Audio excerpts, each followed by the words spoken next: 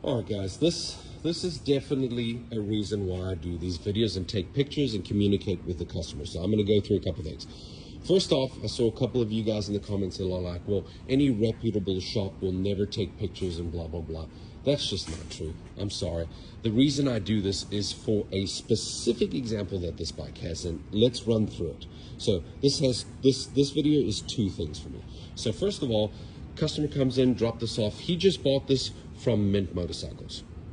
So I put a new chain on. I'm about to do the oil. Sure enough, I go to look. Now, what you guys need to, the reason I'm telling you this is because it's pertinent to the story. It's been sitting here for about 2 days because I've got a couple bikes before him and now he's on the stand. So sitting here for 2 days, that means that the motorcycle has not run. So all of the oil has now drained from the top of the motor and in the middle of the motor all the way down. So it should be at its fullest point. Does that make sense? So now, if I go look here, there is no oil in that window.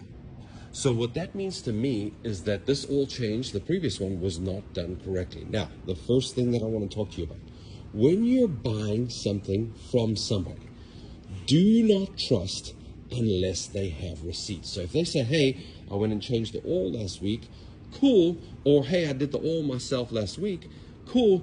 I need to see the receipt with that. So do you have the receipt? If they don't, go spend the extra money to change your damn oil. Stop trusting these people. So another thing that coincides with buying bikes is stop listening to the garbage. Stop listening to, oh, hey, that's from the previous owner. Well, tell you what, go get the previous owner over here so I can talk to them because you're wasting my time. Like, what is that? Listen to me. If you hear those things come out of people's mouth, previous owner, I had an ex-racer work on this, you know, he used to be an AMA and professional, and it's like, dude, those are stories to make you feel secure about buying the bike. Stop listening to them. The minute you hear those, you should literally be like, okay, I'm gonna knock $1,000 off the price or whatever you think is reasonable.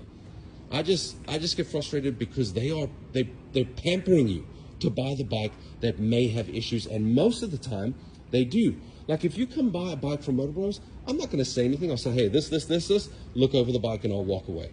I'm not going to try to force you into buying stuff.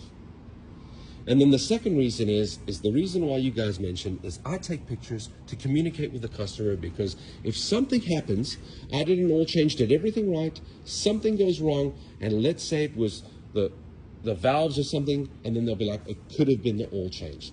At least I had this to be like, this is not my issue, not my fault.